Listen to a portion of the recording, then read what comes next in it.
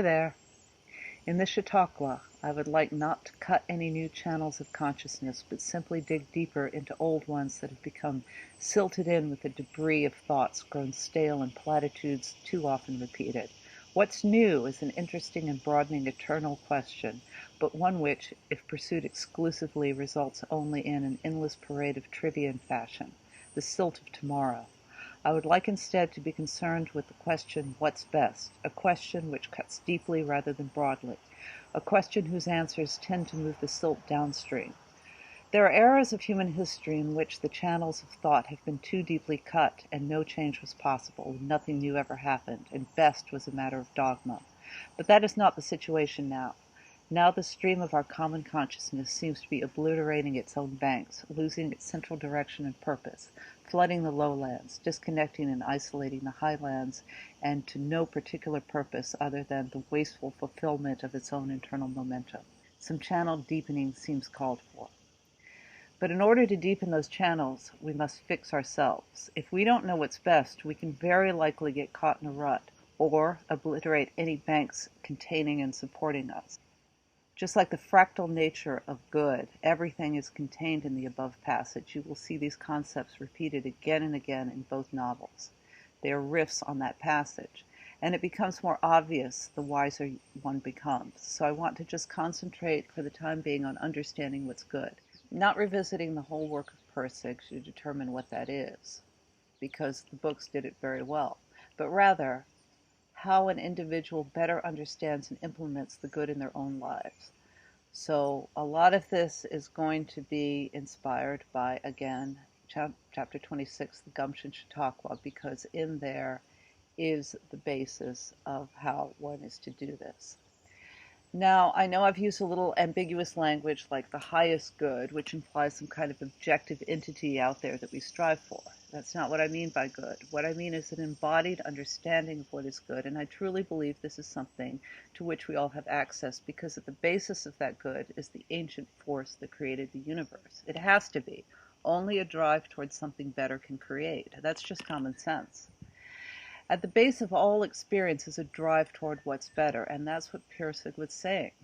That's what the neuroscientist Panksepp said was at the bottom of our emotional experience. That way your emotion decides what's good and what's bad. Panksepp called it affect, liking or disliking. That sense of liking is what's good, disliking is bad. So we can go home now, right? No, not exactly, because it's very easy to like something that's bad.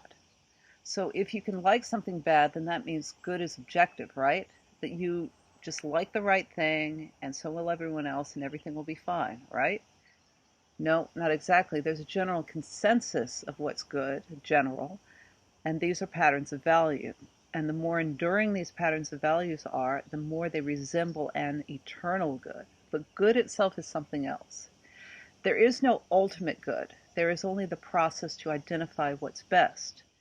The better you are at identifying what's best, I guess you could say the wiser you are.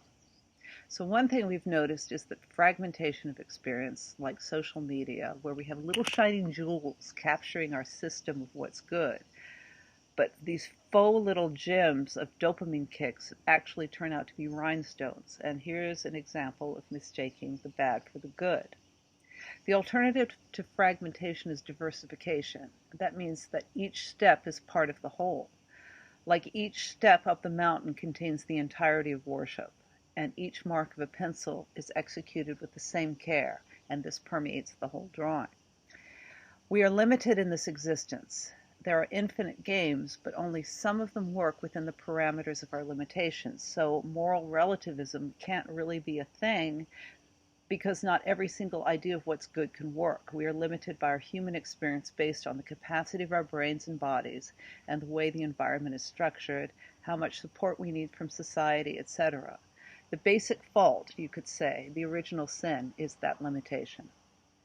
The lowest we can go is that primal mechanism that compels everything to make choices between this and that, or still and moving, or good and bad. That's the substrate of our experience in this universe. The defenses that we limited humans have originate in a very primitive emotional place, in disliking, in negative emotion. and negative experience is powerfully formative. We learn what we don't like, we guard against it, and this guarding becomes ingrained, especially if you're a child. Disliking is the origin of all traps, of rigidity, of narcissism, anxiety, and a dis-ease with uncertainty. Liking is always based on a sense of freedom, freedom from blocking, Alan Watts said. Meaning, if you like something, if you care about something, there is a direct flow of your experience to that which you experience, and that flow is freedom. There are no encumbrances, no disliking. Uncertainty can be met with curiosity. This is the state we'd like to be in all the time.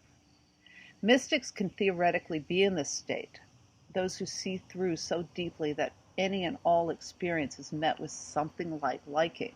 You can call it acceptance. At the very least, disliking is never part of the picture. This is the ideal, and I don't know if anyone has achieved it, but there are stories of people who've gotten close. Disliking puts you in a state in which you have to use your rational mind to make it better. If you're not trapped, the solution you come up with will likely increase your freedom. If you're trapped, your solution may decrease your freedom. But wanting what's better often needs your rational mind to implement it. What do we find beautiful? Maybe it's that which makes us feel free, free from negative emotion. So those are just some thoughts to get started. I hope they make sense. Please comment below, and I'll see you next time.